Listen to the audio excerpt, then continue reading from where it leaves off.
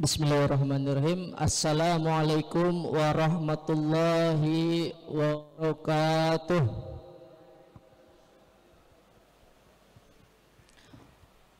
Alhamdulillahirabbil alamin wa bihi nasta'inu ala umuri dunya waddin wassalatu wassalamu ala asrofil anbiya'i wal mursalin sayyidina Muhammadin wa ala alihi wa sahbihi ajma'in, amma ba'du. Alhamdulillah, segala puji hanya milik Allah Subhanahu wa taala, Tuhan semesta alam. Salawat serta salam semoga senantiasa tercurahkan kepada nabi kita, yakni Nabi Muhammad sallallahu alaihi wasallam, keluarga, sahabat serta para pengikutnya hingga zaman nanti.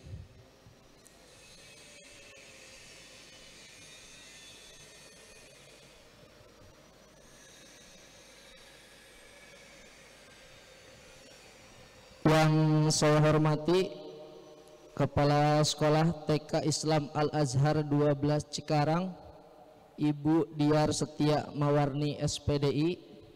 Yang saya hormati Kepala Sekolah SD Islam Al-Azhar 12 Cikarang, Ibu Hajah Sulastri SPD. Yang saya hormati Kepala SMP Islam Al-Azhar 16 Cikarang, Bapak Haji Endang Supriyatna SAG. Yang saya hormati Kepala SMA Islam Al-Azhar 22 Cikarang, Bapak Makmur Ihsani SPD. Yang saya hormati Kepala Sarpras Kampus Cikarang, Bapak Sugihadi. Yang saya hormati Kepala Keamanan Kampus Al-Azhar Cikarang beserta tim yang bertugas. Yang saya hormati Kepala Kantor Masjid Raya Al-Azhar Jababeka Cikarang, Bapak Muhammad Akbar Satrio. Yang saya hormati tim dari Prudential Syariah beserta jajarannya.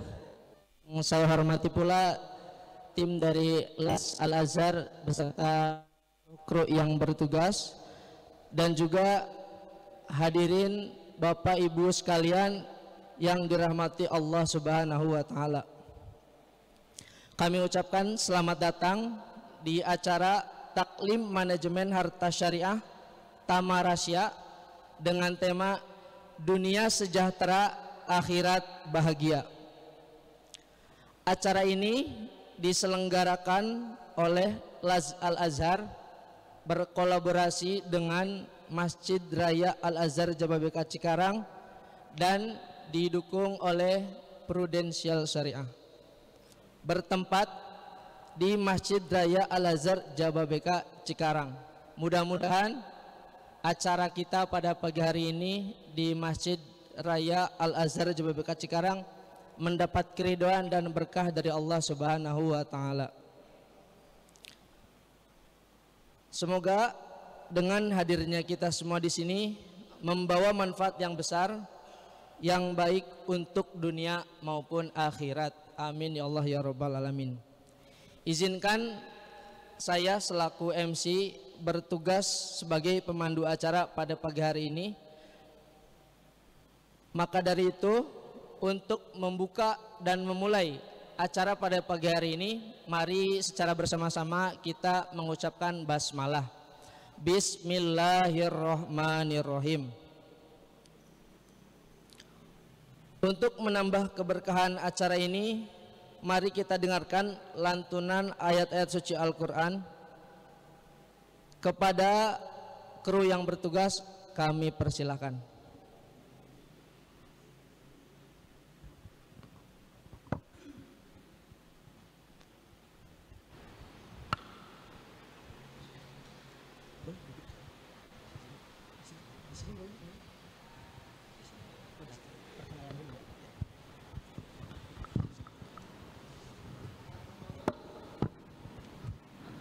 Bismillahirrahmanirrahim. Assalamualaikum warahmatullahi wabarakatuh.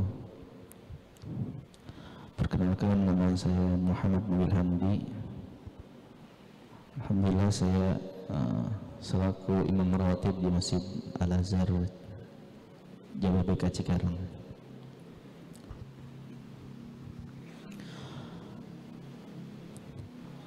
أعوذ بالله من الشيطان الرجيم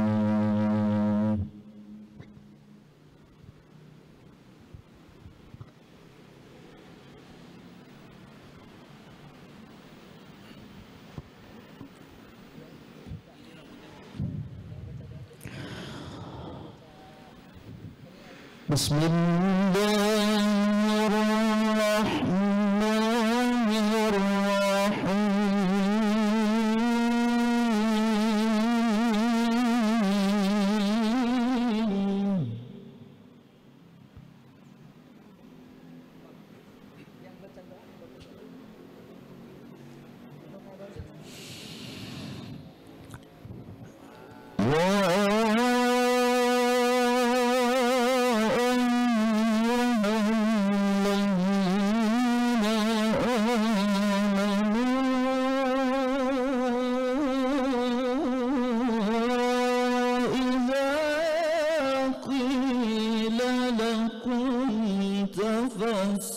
تفسحوا في المجالس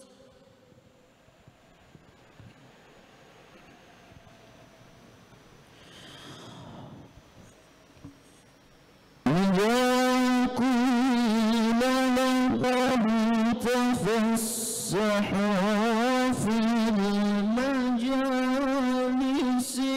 فافسحوا يفسح الله لكم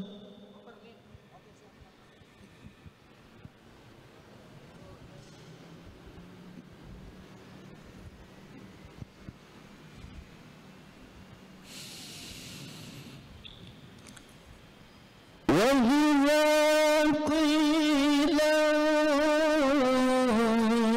انشزوا فانشزوا يرفع الله الذين آمنوا منكم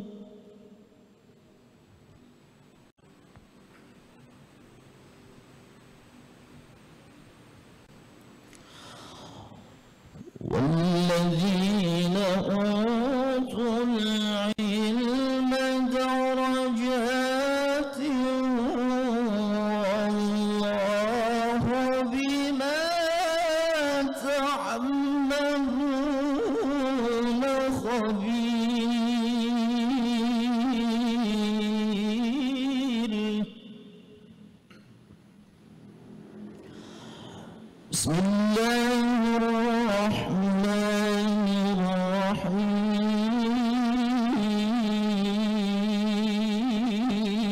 الرحيم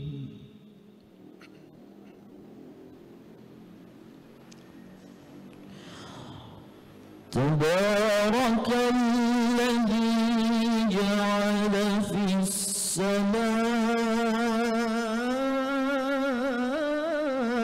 السماء بروجا وجعل فيها سراجا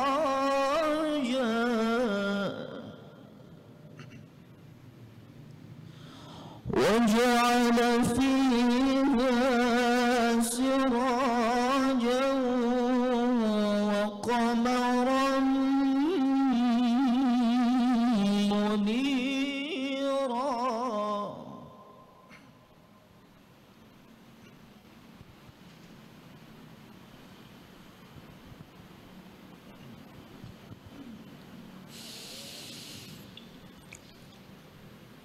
تبارك الذي جعل في السماء بروجا وجعل فيها سراجا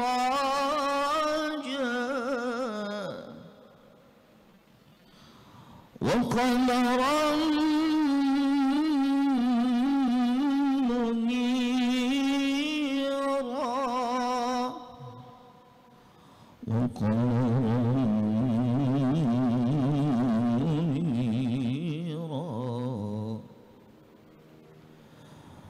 Bismillahirrahmanirrahim. وما أرسلناك إلا رحمة للعالمين. صدق الله العظيم.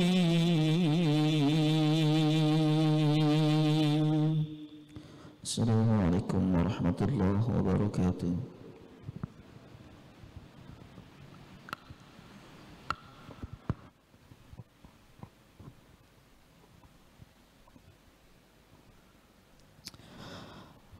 Masya Allah, alhamdulillah, pembacaan ayat suci Al-Quran telah selesai. Mudah-mudahan menjadi keberkahan khususnya bagi yang membaca dan umumnya bagi kita semua. Baik, untuk acara selanjutnya mari kita dengarkan sambutan sekaligus pembukaan acara oleh Kepala Kantor Masjid Raya Al-Azhar Jababeka Cikarang, Bapak Muhammad Akbar Satrio SY SY MSI.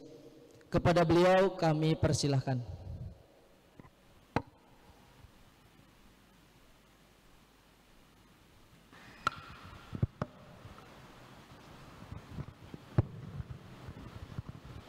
Bismillahirrahmanirrahim. Assalamualaikum warahmatullahi wabarakatuh. Innal hamdalillah wassalatu wassalamu ala Rasulillah Sayyidina Muhammad ibni Abdillah, la haula wala quwata illa billah. Asyhadu an la ilaha illallah wahdahu la syarikalah wa asyhadu anna wa nabiyyana Muhammadan abduhu wa rasuluhu la nabiyya ba'dah. Yang sama-sama kita hormati narasumber kita, senior saya, guru saya Pak Muhammad Yusuf Helmi, Pak Nurofik, terima kasih atas kehadirannya. Selamat datang di Cikarang, di Masjid Raya Al-Azhar Jababeka Cikarang, masjid milik umat yang dikelola oleh YPI Al-Azhar dan bangunannya terbesar di antara masjid raya maupun masjid agung yang dimiliki oleh YPI Al-Azhar. Bapak dan Ibu, para pimpinan sekolah, Bu Diar, Pak Makmur, ibu-ibu jamiah, saya lihat juga wajahnya ada, alhamdulillah. Ibu-ibu majelis taklim. Mang, kalau acara di masjid itu banyakkan malaikatnya Pak yang datang, kira-kira gitu ya. Jadi insya Allah jamaahnya kalau dihitung masih bisa dihitung jari, tapi malaikatnya insya Allah sayapnya dari ujung kanan ke ujung kiri itu ya. Jadi insya Allah tetap dengan keberkahan. Pertama, kita bersyukur pada Allah karena di hari ini kita bisa sama-sama hadir bersama-sama di ruang utama Masjid Raya Al-Azhar Jababeka Cikarang ini untuk kembali menuntut ilmu, utamanya terkait dengan manajemen harta syariah. Salawat beriring salam marilah kita persembahkan kepada teladan hidup kita, Nabi besar Muhammad Sallallahu Alaihi Wasallam. Bapak dan Ibu hadirin yang kami hormati, pertama dengan adanya taklim ini saya teringat pesan dari Ketua Pembina YPI Al-Azhar, Profesor Jimli Asidiki, atau kita biasa panggil Pak Jimli, itu pernah pesan kepada saya terutama dan teman-teman di masjid agar memperbanyak kajian-kajian tentang ekonomi dan keuangan syariah, tentang entrepreneur Islam di masjid-masjid Al-Azhar, baik Masjid Agung maupun Masjid Raya Al-Azhar. Dan alhamdulillah hari ini bersama Las Al-Azhar, bersama Prudensial Syariah di Masjid Raya Al-Azhar Jababeka Cikarang, kita bisa sama-sama mengkaji terkait dengan ekonomi dan keuangan syariah, kira-kira gitu. Setidaknya harapan dari Ketua Pembina Yayasan bisa kita wujudkan selangkah demi selangkah. Itu yang pertama. Yang kedua, saya menyadari ada POJK masih berlaku ya Pak, POJK nomor 3 tahun 2023 terkait dengan literasi dan inklusi keuangan syariah, yang ini memang wajib dilaksanakan paling tidak satu semester satu kali oleh penyedia usaha jasa keuangan atau PUJK. Nah, alhamdulillah, insya Allah kegiatan-kegiatan yang seperti ini bisa kita fasilitasi di masjid dalam rangka menambah hazanah keilmuan bagi jamaah masjid, khususnya di Masjid Raya Al-Azhar Jababeka Cikarang. Jadi walaupun yang punya kewajiban penyedia usaha jasa keuangan atau PUJK, tetapi masjid juga punya kewajiban untuk memfasilitasi, mengedukasi jamaahnya dalam literasi keuangan syariah. Yang ketiga, tentu kami mengucapkan terima kasih kepada narasumber Pak Helmi dan Pak Rafiq yang sudah berkenan hadir di Masjid Raya Al-Azhar Jababeka Cikarang. Mudah-mudahan nanti ke depannya kita bisa membuat taklim-taklim yang serupa dengan jamaah yang lebih banyak lagi, sehingga yang teredukasi akan lebih banyak lagi, tentu dengan publikasi yang semakin masif, sehingga nilai-nilai yang disampaikan bisa diterima lebih banyak jamaah. Kemudian terima kasih juga kepada Bapak Ibu pimpinan sekolah, Bapak Ibu-ibu pengurus jamiah, taklim ya. Sebenarnya di hari Rabu ini kita biasa ada taklim tafsir Rabu biasanya ya, cuman memang mungkin ada beberapa yang berhalangan hadir sehingga tidak bisa mengikuti kegiatan pada pagi hari ini. Jadi yang terakhir, tentu kami mohon maaf apabila memang dalam pelaksanaan belum sesuai dengan ekspektasi pelaksana dan mungkin bapak-bapak narasumber yang sudah jauh-jauh hadir di Masjid Raya Al-Azhar Jababeka Cikarang. Mudah-mudahan nanti ke depan kita bisa lebih jauh masif lagi, lebih banyak lagi jamaahnya, sehingga apa yang dibahas di dalam kajian itu bisa tersampaikan pada lebih banyak jamaah lagi. Terakhir, terima kasih juga kepada teman-teman LAS Al-Azhar yang terus menjadi mitra strategis Masjid Raya Al-Azhar Jababeka Cikarang dalam melaksanakan berbagai macam kegiatan sosial, edukasi maupun kegiatan-kegiatan pemberdayaan umat. Mudah-mudahan semua yang kita ikhtiarkan ini diridhoi oleh Allah Subhanahu wa taala dan menjadi pemberat amal timbangan kebaikan kita kelak di yaumil akhir nanti. Mungkin itu saja yang dapat saya sampaikan. Sekali lagi terima kasih dan mohon maaf atas segala kekurangannya. Billahi taufik wal hidayah. Wassalamualaikum warahmatullahi wabarakatuh. Waalaikumsalam warahmatullahi wabarakatuh.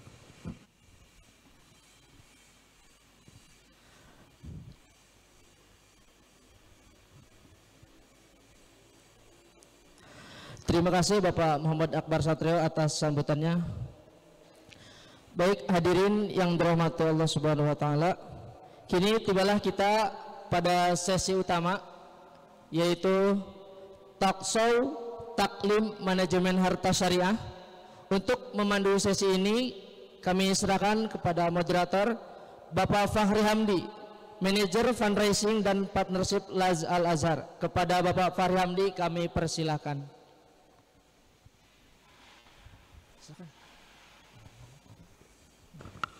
Bismillahirrahmanirrahim. Makasih Bang Yasir. Assalamualaikum warahmatullahi wabarakatuh. Biar semangat kayaknya saya pantun dulu nih. Mikir dulu sebentar. Beli minum di Payakumbuh. Cakep. Assalamualaikum warahmatullahi wabarakatuh. Maaf Pak Akbar garing. Ya, yang kami hormati para pimpinan kampus Al-Azhar Cikarang Jababeka, ada Mas Akbar Satrio, ada Ibu Diar, ada Bapak Kepala Sekolah SMP, ada pokoknya semua pimpinan kampus yang sama-sama kita hormati. Semoga senantiasa diberikan kesehatan dan diberikan langkah-langkah yang mudah dari Allah Subhanahu wa taala. Amin ya rabbal alamin. Juga telah hadir nih Bapak Ibu pembicara kita atau pemateri kita hari ini. Yang pertama ada Bapak Ustadz Yusuf Helmi, sarjana ekonomi. Beliau adalah konsultan keuangan dan bisnis syariah. Beliau juga anggota atau pengurus di masyarakat ekonomi syariah. Selamat datang Ustadz Helmi, semoga selalu sehat selalu.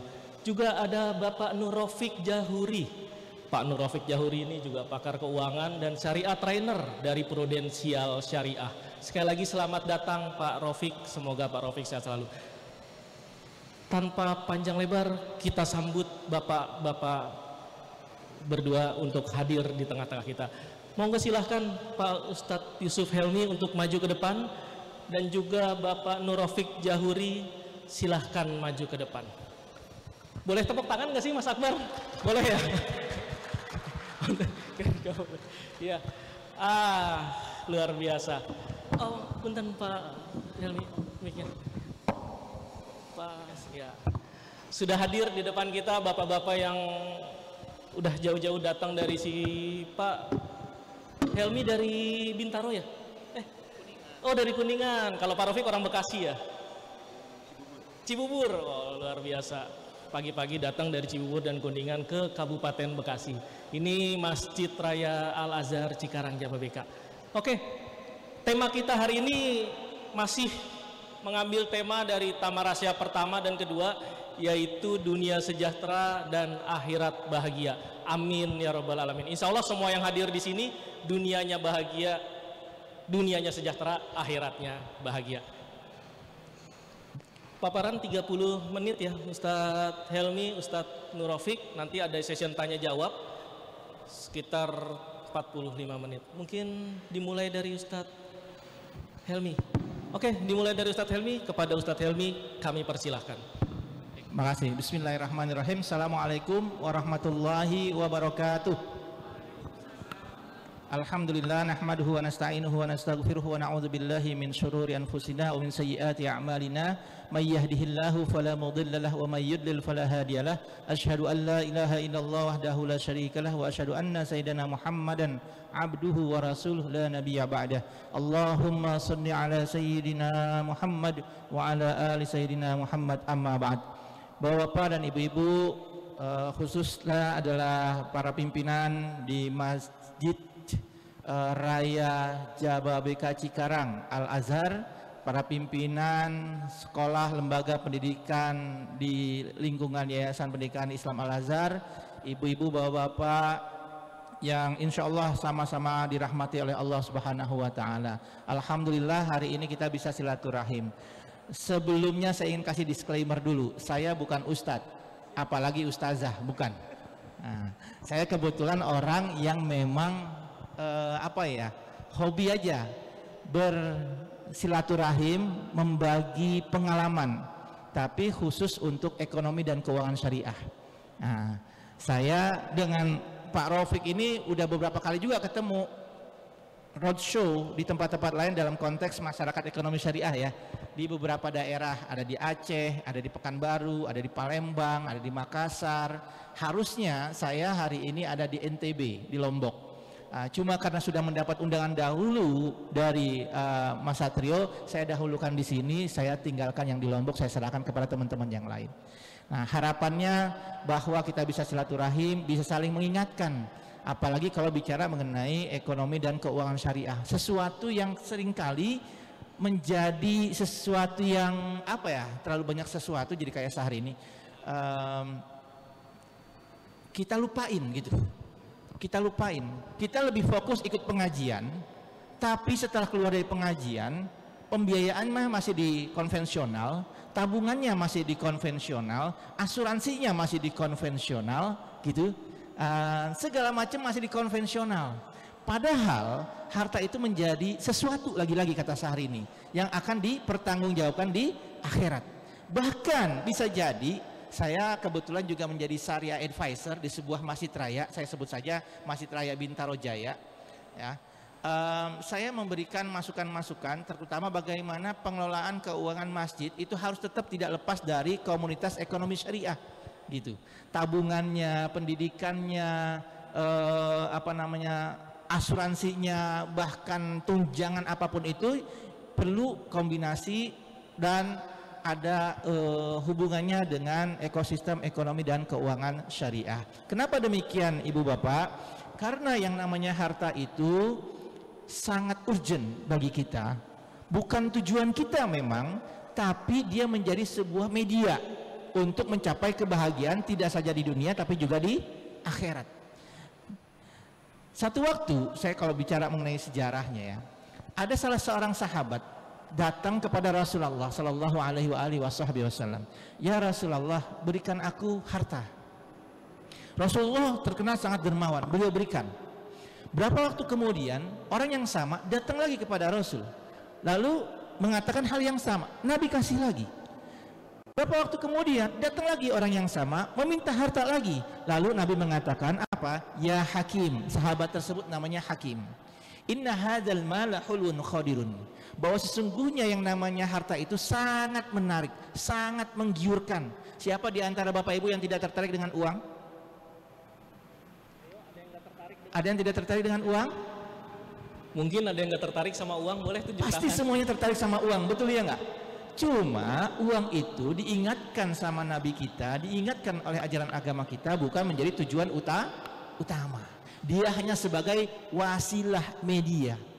Kata Rasulullah SAW, yang namanya harta itu sangat menggiurkan. Faman akhadhahu bisakhawati nafsin burika lahu fih. Maka barang siapa yang mencari harta, mengumpulkan harta, tapi niatnya dengan penuh kedermawanan, burika lahu fih, maka dia akan mendapatkan keberkahan di dalamnya. Contoh yang dimaksud dengan berkah itu apa, Bapak Ibu? Yang dimaksud dengan berkah itu apa? Kita dapetin harta, dapetin rezeki. Wah, berkah nih. Maknanya apa?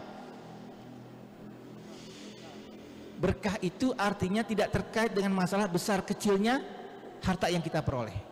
Berkah itu menurut para ulama, sepakat para ulama, artinya adalah ziyadatul khair. Dengan harta itu kita termotivasi untuk meningkatkan kebaikan kita. Tidak terkait dengan besar kecilnya harta yang kita miliki. Apakah harta yang kita miliki itu mampu mendorong kita untuk meningkatkan amal kebaikan kita atau tidak? Kalau hari ini kita dapat uang nih Bapak Ibu, apakah uang itu digunakan untuk membeli pakaian yang menutup aurat? Apa uang itu digunakan untuk membeli pakaian yang membuka aurat? Itu bisa kita lihat apakah harta tersebut berkah atau tidak.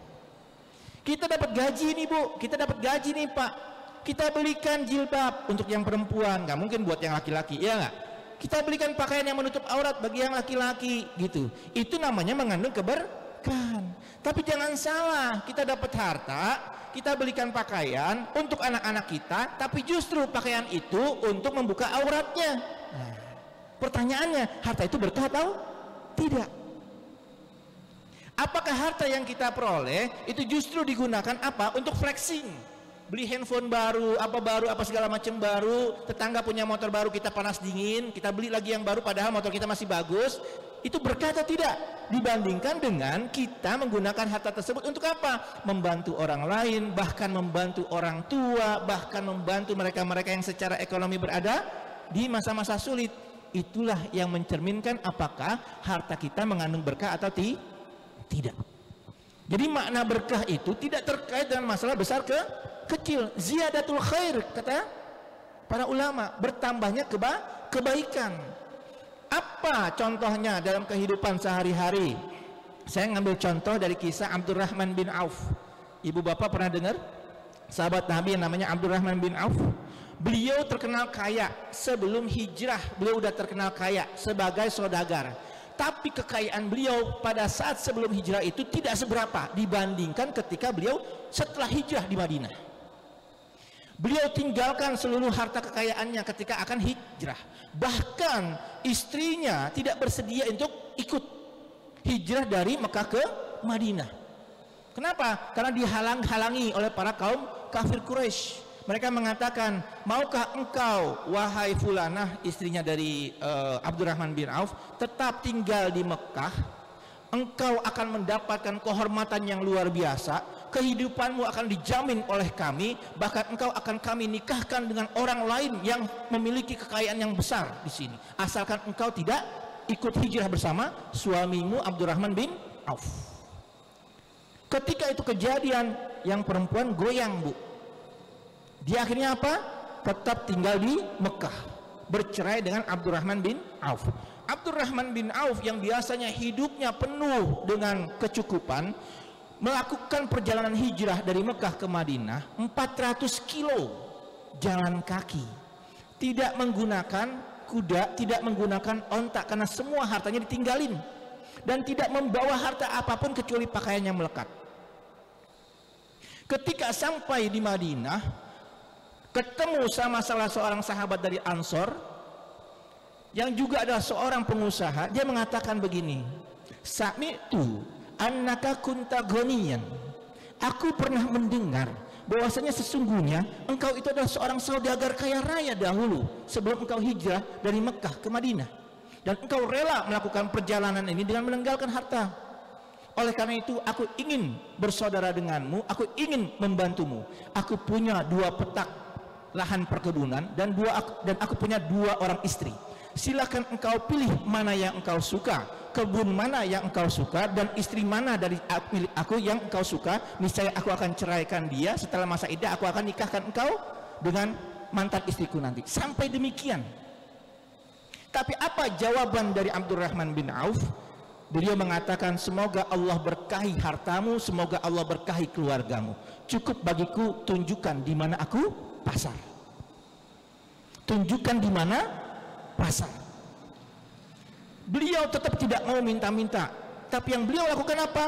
Beliau memberdayakan kemampuan dirinya untuk terlibat aktif dalam aktivitas ekonomi. Tuh, Nabi tidak pernah merintahkan kita, mengajarkan kita untuk meminta-minta. Beliau lakukan perdagangan. Keuntungannya beliau tidak besar-besar. Menurut banyak riwayat cuma 10%, Pak, Bu. Dari nilai modal dia cuman 10%.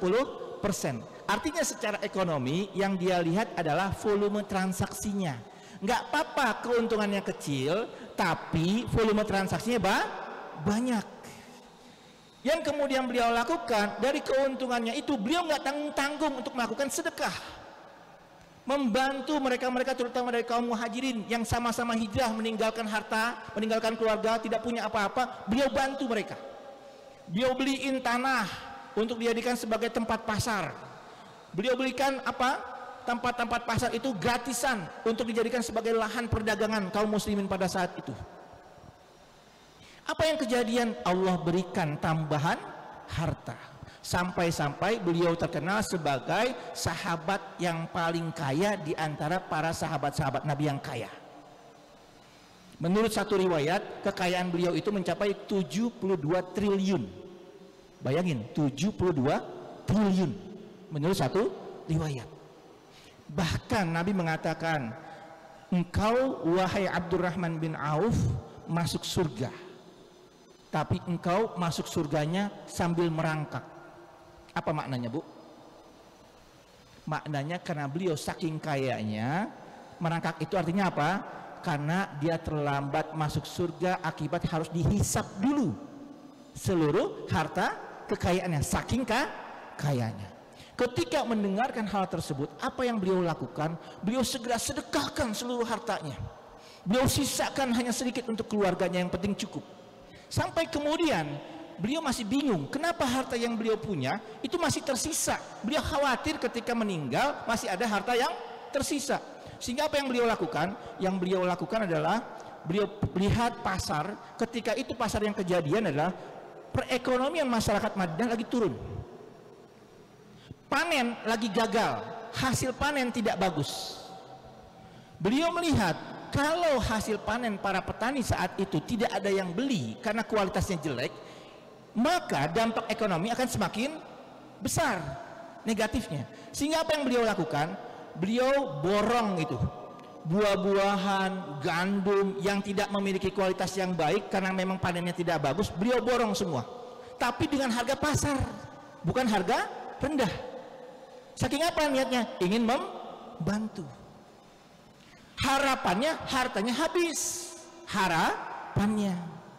Tahukah Bapak Ibu bagaimana kemudian skenario Allah untuk membuktikan ucapannya bahwa harta itu akan ngikut kalau niatnya baik.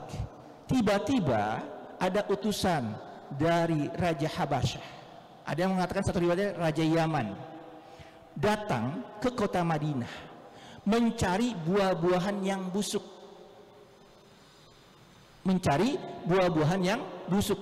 Kenapa? Karena menurut pemahaman orang-orang di sana saat ini dilanda penyakit misterius yang obatnya hanya diobati dengan buah tertentu yang busuk. Paham nggak Ibu? Yang kebetulan saat itu dimiliki oleh Abdurrahman bin Auf.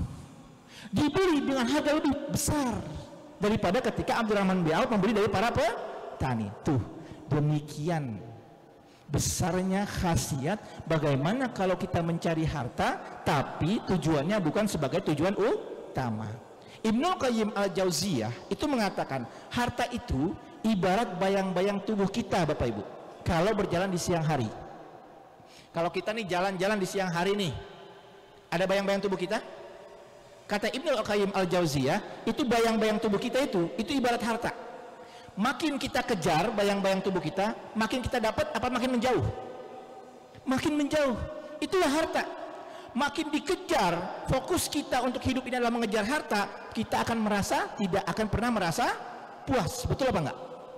Imam Al-Ghazali dalam kitab Ihya Ulumuddin mengatakan, andaikan di muka bumi ini seluruh harta itu terbentuk menjadi 2 buah gunung Uhud, lalu 2 buah gunung Uhud itu diberikan kepada seseorang, niscaya orang itu akan bertanya, mana lagi? Karena dia tidak merasa puas. Tapi kata Ibnu Qayyim al-Jauziyah, kalau ada orang berjalan di siang hari, fokus pada tujuan hidupnya, bahwa dia hidupnya untuk mencapai keselamatan dunia dan akhirat, menciptakan kemaslahatan dunia akhirat, bukan hanya diri dan keluarga tapi juga lingkungan, fokus pada satu titik itu, nggak peduli sama bayang-bayang tubuh kita, maka itu ibarat kita berjalan di siang hari menuju satu tempat, nggak melihat bayang-bayang tubuh kita. Pertanyaannya adalah, apakah bayang-bayang tubuh kita ngikut kita apa enggak? Ini kita berjalan, nggak mau ngejar bayang-bayang, jalan aja kepada satu titik sesuai dengan tujuan awal. Bayang-bayang tubuh kita ngikutin kita apa enggak? Itulah kata Ibnu Qayyim al-Jauziyah, fokus aja pada tujuan kita, apa hidup kita, fungsinya di muka bumi ini, insya Allah harta akan ngikut dengan sendirinya. Nah, makanya Nabi mengatakan, waman akhadahu bisakhawati nafsin burikalahu fi, maka barang siapa orang yang mencari harta dengan penuh kedermawanan, maka dia akan mendapatkan keberkahan di dalamnya. Waman akhadahu bi israfi nafsin, akan tetapi barang siapa yang mencari harta dengan penuh nafsu hanya untuk memenuhi hawa nafsunya, lam yubarak lahu fi, maka dia tidak akan mendapatkan keberkahan di dalamnya. Wa kana kalladzi ya'kulu wala yashba, dan dia itu ibarat seperti orang yang makan tapi tidak pernah merasa kenyang. Orang yang makan tapi tidak pernah merasa kenyang. Ibu bapak pernah mendapatkan orang yang workaholic, yang kalau nggak kerja rasanya sakau, Sabtu Minggu mesti lembur, kalau nggak masuk kerja kayaknya nggak tenang, keluarga ditinggalkan, anak-anak dilupakan, nggak ada waktu me time, family time. Ada yang kayak begitu? Karena fokusnya harta, harta, dan harta, dan nggak pernah merasa puas. Banyak orang-orang kaya yang kita jadikan sebagai pelajaran, rumahnya mewah tapi kosong isinya. Suaminya di mana, istrinya di mana, anak-anaknya di mana? AC banyak, sedingin-dinginnya AC, tapi rasanya bagi penghuninya panas. Kenapa? Tadi bisa jadi kalau kita evaluasi, ternyata harta yang kita peroleh tidak mengandung keberkahan. Makanya Nabi mengingatkan mengenai harta. Dalam hadis yang lain Nabi mengatakan, inna likulli ummatin fitnah wa fitnatu ummati al-mal. Sesungguhnya setiap umat itu mendapatkan cobaan, mendapatkan ujian, dan ujian untuk umatku itu adalah berupa harta. Maka ketika bicara lagi mengenai sejarah, tadi kisah kesuksesan dan keberkahan dari hartanya Abdurrahman bin Auf, yang beliau ingin tolak malah makin banyak hartanya. Ada kisah sahabat yang lain, namanya siapa? Sa'labah. Pernah Bapak Ibu mendapatkan cerita Sa'labah? Bagaimana beliau awalnya menjadi peternak kambing yang kelasnya masih size-nya mikro-mikro banget, kemudian datang kepada Rasulullah, ya Rasulullah, tolong doakan aku supaya usaha peternakan kambingku lancar, berkah dan besar. Lalu Nabi mendoakan, Nabi doanya tidak tertolak, dikabulkan, besar, kemudian banyak beranak membesar. Tapi apa yang kejadian? Sa'labah lupa datang ke masjid. Sa'labah tidak lagi ikut majelis taklim. Sa'labah bahkan meninggalkan sholat berjamaah, udah hilang dari komunitas Muslim Madinah. Nabi mengatakan kepada sahabatnya, kemana Sa'labah? Masih sibuk ya Rasul ngurus peternakan kambingnya, dombanya. Apa yang kejadian kemudian? Yang kejadian adalah hartanya lambat laun menurun dan mengalami kerugian. Nah, itu Nabi mengingatkan kepada kita. Jadi ibu bapak, kembali lagi, yang namanya harta itu bukan tujuan, tapi juga jangan dilupakan. Kita ini punya rukun Islam ada berapa bapak ibu? Rukun Islam ada 5. Yang pertama kalimat syahadat, hanya bicara mengenai hati. Tapi hati itu harus dibuktikan dengan perbuatan melalui 4 hal yang lain, betul apa enggak? Sholat, zakat, puasa, haji. Pertanyaannya, bagaimana mungkin kita bisa melaksanakan sholat kalau tanpa harta? Boleh gitu sholat tanpa berpakaian? Gak boleh. Bahkan mohon maaf bagi yang laki-laki, kalau berpakaiannya hanya pakai kaos, kemudian pada saat ruku kaosnya keangkat, atau bahkan pada saat sujud belahannya itu malah terlihat, batal, terbuka auratnya. Sehingga kita harus membeli pakaian yang kira-kira agak panjang pada saat kita ruku atau sujud, itu tidak terlihat auratnya. Sehingga bagaimana mungkin kita bisa sholat kalau tanpa pakaian? Dari mana pakaian diperoleh kalau tanpa beli, kan gitu? Dari mana bisa dibeli kalau tanpa uang, kan gitu? Artinya uang menjadi media kita untuk melakukan ibadah. Bagaimana mungkin kita bisa puasa Ramadan kalau nggak ada bekal untuk sahur dan saat buka puasa, gitu ya? Bagaimana mungkin kita bisa melaksanakan haji, membayar zakat kalau kita tidak punya harta yang berlebih? Jadi harta itu tetap menjadi sesuatu yang menjadi penunjang, bukan menjadi tujuan utama.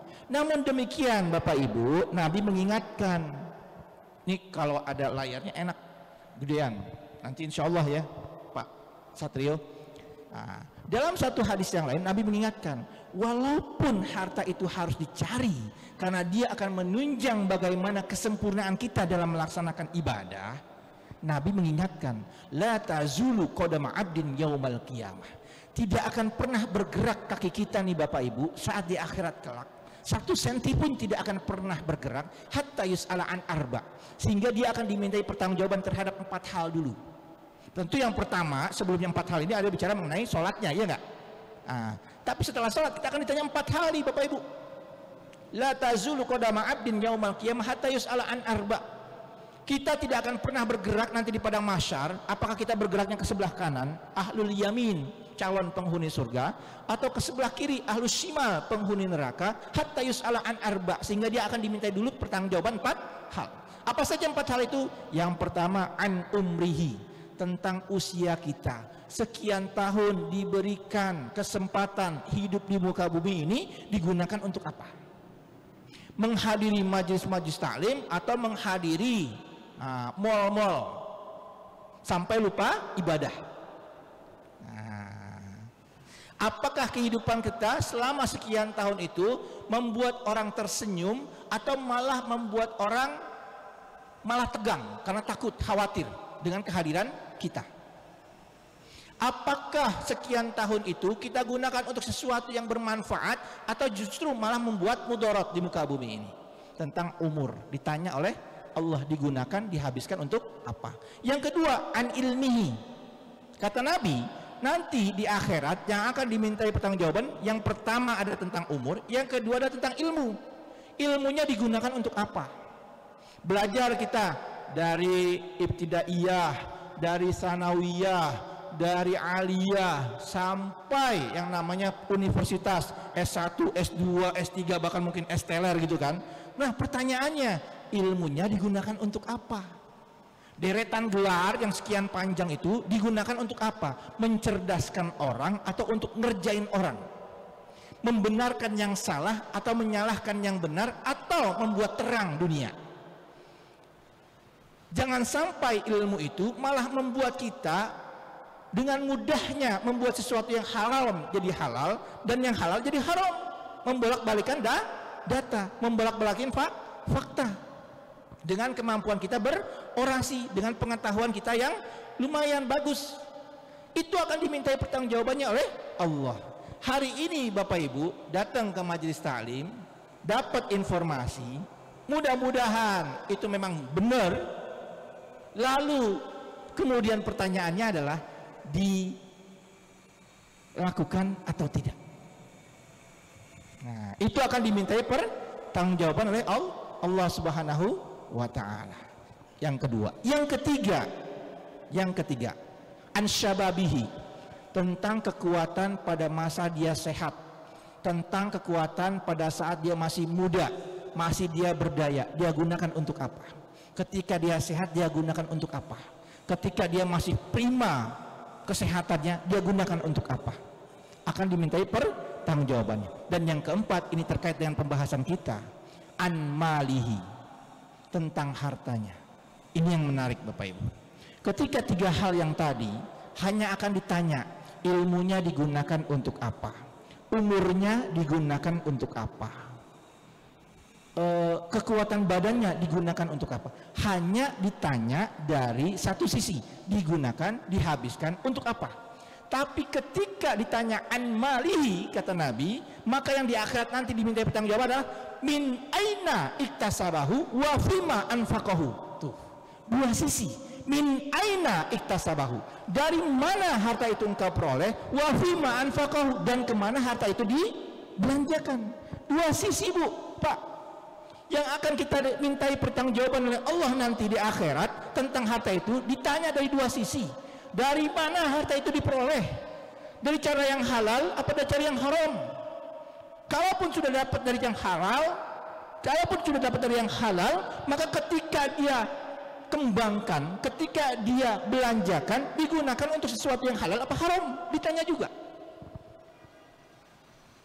Jadi dua sisi, min aina iktasabahu wa fima anfaqahu. Kalau di mana atau dari mana harta itu diperoleh, dari usaha, cari usaha yang halal. Usaha yang halal, pastikan misalnya kita punya usaha kuliner, usaha kulinernya bukan usaha-usaha yang haram, tidak melibatkan zat-zat yang haram, tidak menggunakan cara-cara yang haram, tidak menggunakan modal yang berasal dari cara yang haram. Nah, jadi pertanyaan berikutnya adalah, Ibu Bapak, kalau punya tabungan, kalau punya kredit, masih di konvensional, kalau bisa pindahin ke syariah. Pindahin ke syariah secara perlahan. Kalau nggak bisa frontal, lakukan secara bertahap.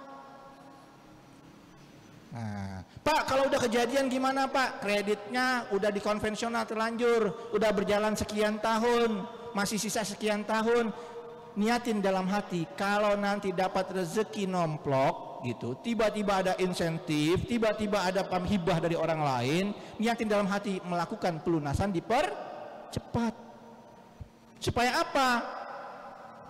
Haram ribanya, dosa ribanya tidak menggulung.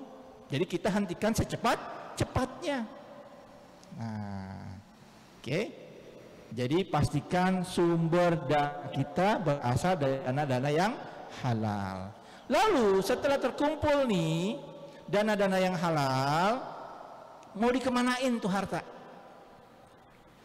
Kan diminta sama Allah, cari harta yang halal. Udah kita lakukan.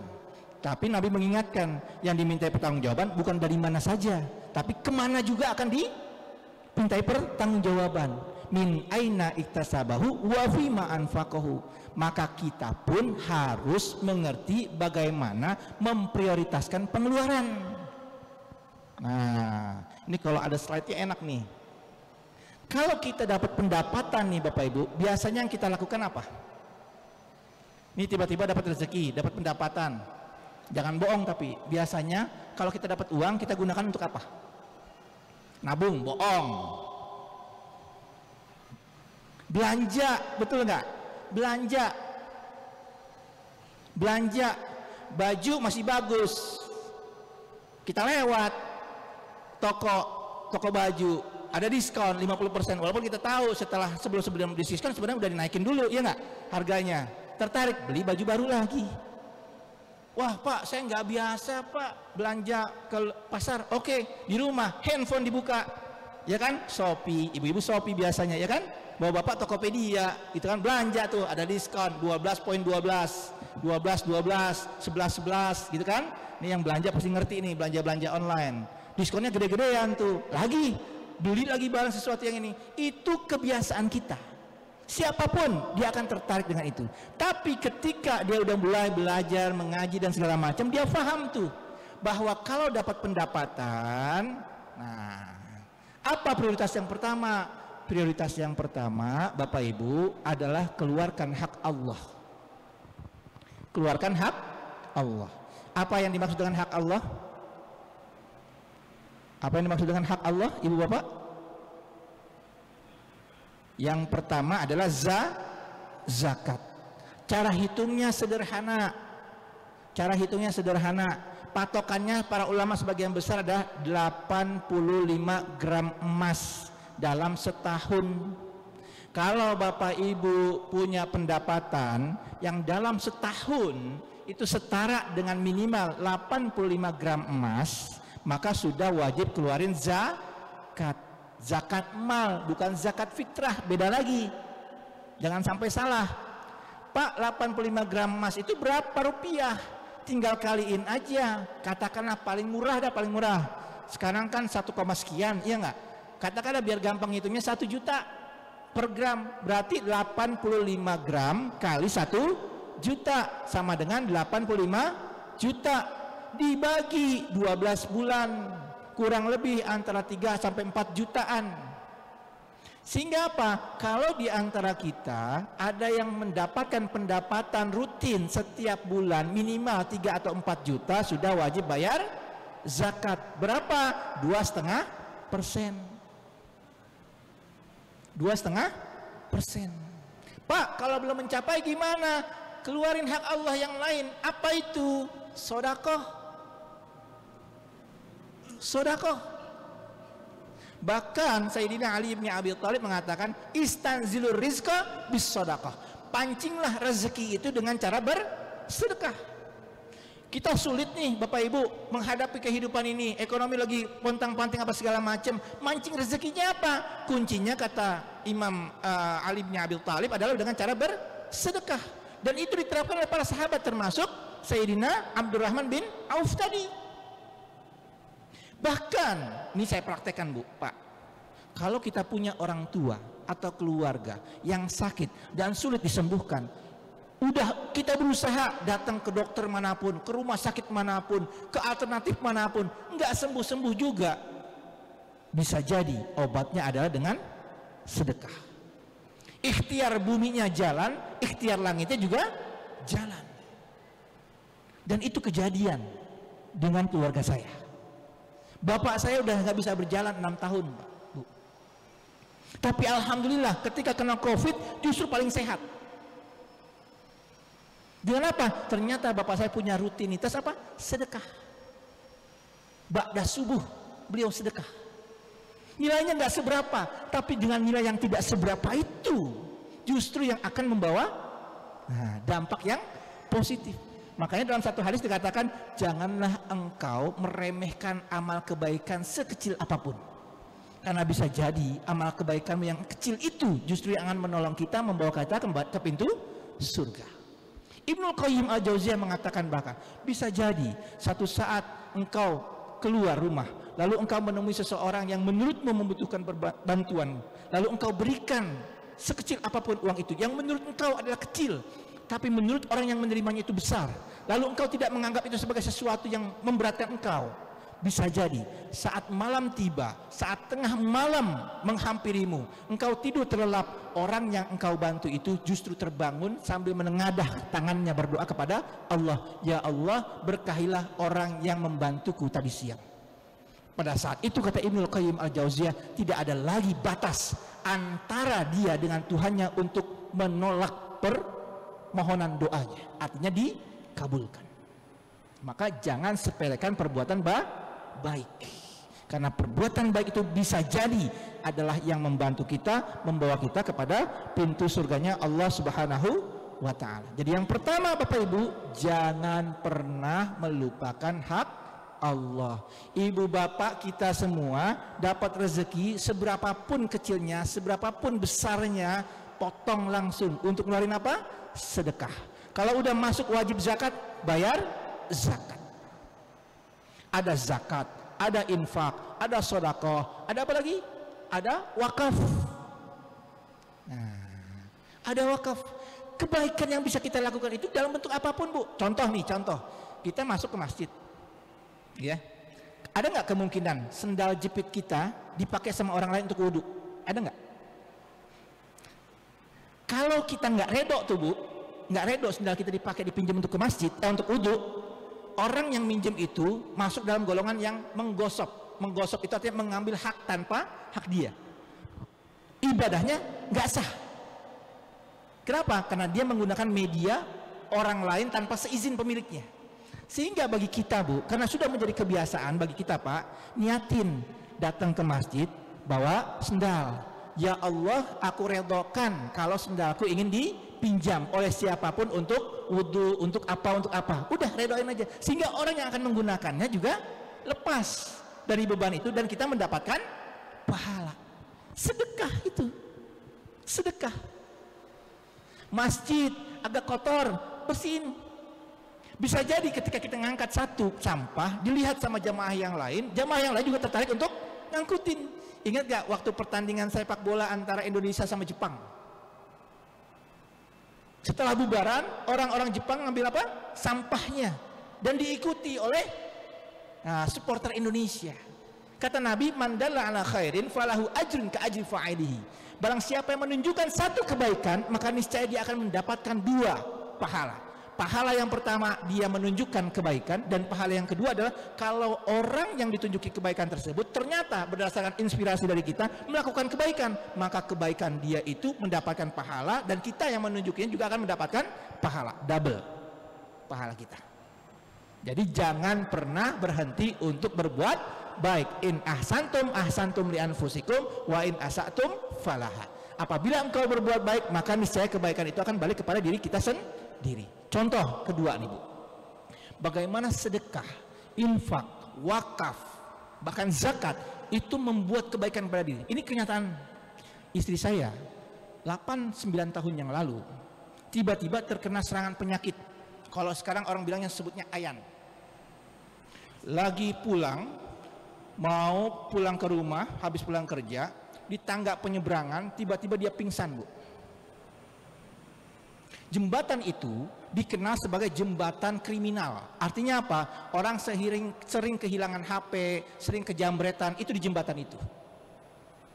Istri saya bawa pakaian, bawa tas dengan cincin apa segala macam, handphone apa segala macam, tiba-tiba pingsan di tengah jalan.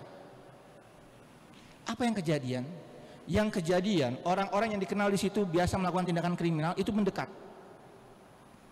Untuk apa? Bukan untuk menolong, tapi mencari kesempatan dalam kesempitan.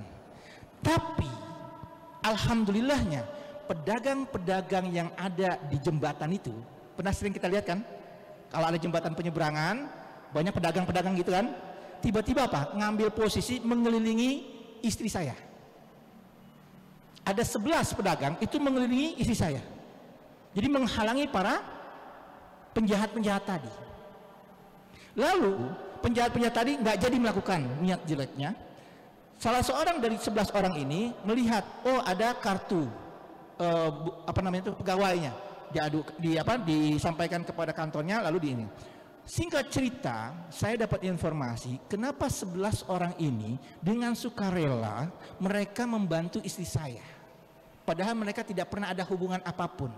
Ternyata apa rahasianya? Istri saya ketika datang ke tempat kerja, turun dari Transjakarta, melewati tangga itu, baik pagi maupun sore, yang dia lakukan punya kebiasaan apa? Dia belanja, Bu. Barang-barang para pedagang tersebut walaupun dia nggak butuh. Walaupun cuma satu kantong harga 5.000, harga 10.000, dia beli. Setiap pedagang dia beli. Apakah dia butuh barang tersebut? Tidak.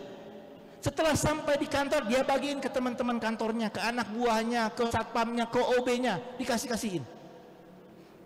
Saya tanya, kenapa dilakukan itu? Kasihan ya, mudah-mudahan itu sebagai pemancing rezekinya. Cuman begitu doang. Pulangnya juga begitu. bagi kita itu sesuatu yang biasa-biasa saja, cuma 5.000, cuma 10.000. Tapi bagi orang yang mendapatkan itu terkesan hatinya, dan mereka kemudian memberikan balasannya dengan perbuatan yang baik pada saat yang tidak kita duga. Makanya balik lagi, jangan pernah meremehkan kebaikan. Makanya kalau dapat harta, ibu bapak, yang pertama, prioritas pertama apa? Prioritas pertama adalah keluarkan hak Allah, tunaikan zakatnya, infaknya, sodakohnya, wakafnya. Yang pertama. Yang kedua, dapat pendapatan, digunakan untuk apa? Keluarkan hak orang lain. Apa maknanya keluarkan hak orang lain? Apa Bu, Pak? Keluarkan hak orang lain? Bayar utang. Kalau punya utang, bayar. Jangan semangat berutang pada saat ditagih, saat jadi seperti majikan. Jadi posisinya jadi kita yang lebih sangar ketimbang orang yang punya piutang. Jadi yang punya piutang seperti orang yang minta. Ada yang kayak begitu? Banyak. Nah, padahal Nabi mengatakan yughfaru kullu dzambin lisyahid illa ad-dain. Orang yang mati syahid itu diampuni seluruh dosa-dosanya. Betul apa enggak Bapak Ibu? Orang yang mati syahid seluruh dosa-dosanya diampuni. Illa, kata Nabi, kecuali ad-dain, dia masih memiliki utang. Jangan main-main dengan utang. Bahkan dalam hadis yang lebih panjang, andaikan ada orang hidup di muka bumi ini, lalu hidupnya dia gunakan untuk berperang di jalan Allah, lalu dia terbunuh, lalu oleh Allah setelah dia terbunuh, dia bangkitkan kembali. Ketika dia hidup, dia nggak kapok-kapok berjuang lagi di jalan Allah, terbunuh lagi, Allah hidupkan lagi, sampai berikutnya sampai 3 kali, dia tetap masuk neraka. Selama apa? Selama utangnya belum dilunasi. Nah, makanya yang kedua, jangan lupakan hak orang lain, bayar utang. Yang pertama, hak Allah tunaikan. Yang kedua, bayar utang. Dapat pendapatan langsung terbesit sedekah, bayar zakat, kasih infak, wakaf. Wakaf dalam bentuk apa? Yang paling rendah Bu, paling rendah wakaf. Beliin sendal jepit buat orang wudhu, taruh di masjid, taruh di musola, selesai. Hal yang sangat simple, tapi nilainya akan terus bertambah jadi amal jariah. Ya, yang pertama jangan lupakan hak Allah. Yang kedua jangan lupakan hak orang lain, bayar utang. Kalau kita nggak sanggup bayar utang sekaligus, datang kepada si pemilik utang. Pak, Bu, mohon waktunya, mohon izinnya, mohon ridhonya.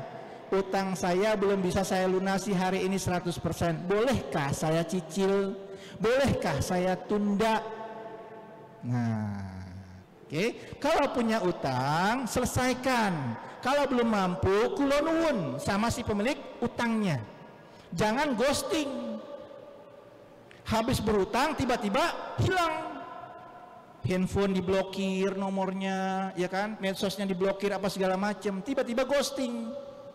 Jangan. Kenapa? Karena bisa jadi itu yang akan menjadi pemberat amal keburukan kita di akhirat. Jangan sampai nanti di akhirat kita seperti orang muflis.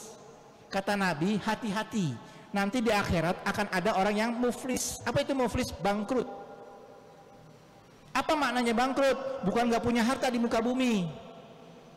Nabi mengatakan orang yang muflis itu adalah orang yang datang pada hari yaumil hisab dengan membawa segala macam amal kebaikannya, pahala sholat, pahala puasa, pahala zakat, pahala umroh, pahala haji yang sampai berkali-kali gitu misalnya. Tapi di sisi yang lain dia juga datang sambil membawa dosa. Ada perbuatan buruknya kepada orang lain tapi tidak pernah minta maaf sampai ajalnya tiba. Ada harta orang lain yang dia ambil tapi tidak pernah dikembalikan, tidak pernah diminta ridhonya. Ada pernah dia bisa jadi parkir mobil di depan rumah orang, yang depan rumah orang itu yang orang pemilik rumahnya itu nggak ridho karena tempat jalannya jadi sempit, tempat jalannya jadi susah untuk lewat, bahkan pintu gerbangnya terhalang.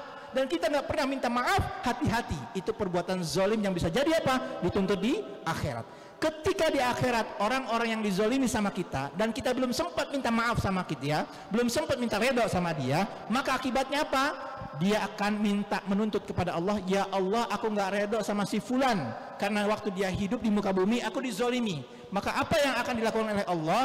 Allah akan ambil amal kebaikan kita, ditransfer kepada orang yang pernah kita zolimi itu. Kenapa? Dinar dan dirham, uang di masa akhirat nanti tidaklah laku. Yang laku apa? Pahala kita akan dikurangi sebagai kompensasi atas perbuatan zalim kita di masa hidup di bumi. Lalu bagaimana kalau ketika pahala kita sudah habis, sementara masih ada nih orang ngantri menuntut kezaliman kita? Maka yang Allah lakukan adalah amal keburukan orang yang dizalimi tadi akan ditransfer dosanya ke kita. Itulah kata Nabi, orang yang muflis, orang yang bangkrut, amal kebaikannya tergerus, ditambah lagi dengan amal keburukan orang lain akan dibebankan kepada dia di akhirat tadi sebagai kompensasi atas perbuatan zalim kita. Jadi hati-hati dengan hak orang lain, ya Bu ya Pak. Jadi yang kedua adalah itu. Yang ketiga, sisihkan sebagian rezeki kita untuk persiapan di masa yang akan datang. Wal yakhsal ladzina law taraku min khalfihim dzurriyyatan di'afa khafu 'alaihim wal yattaqillaha rabbahu yaqulu qaulan syadida. Dan hendaknya kalian merasa takut, mereka merasa takut andaikan meninggalkan generasi berikutnya dalam keadaan lemah. Artinya apa Bapak Ibu? Setelah keluarkan hak Allah, setelah bayar walaupun baru nyicil hak orang lain, maka yang ketiga sisihkan untuk menabung. Kalau bahasa hari ini bisa nabung dalam bentuk tabungan, dalam bentuk deposito, dalam bentuk investasi, dalam bentuk asuransi untuk menghadapi masa depan. Agar apa? Pada saat di masa depan kita menghadapi musibah, keluarga tidak terbengkalai, keluarga tidak menjadi beban masyarakat.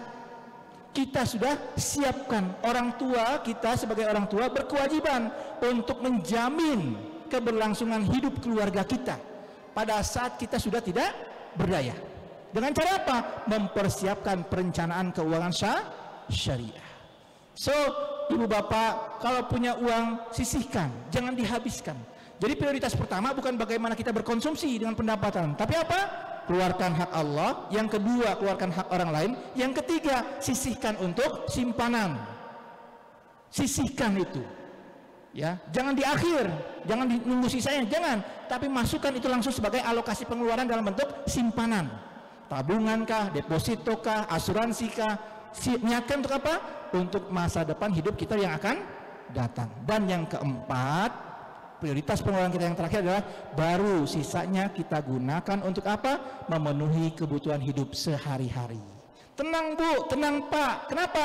Hak Allah udah kita tunaikan, hak orang lain udah kita tunaikan, persiapan di masa depan udah kita siapin, tinggal sisanya nih kita pergunakan untuk memenuhi kehidupan sehari-hari. Kenapa ini di akhir? Karena itulah makna substansi dari sifat qanaah,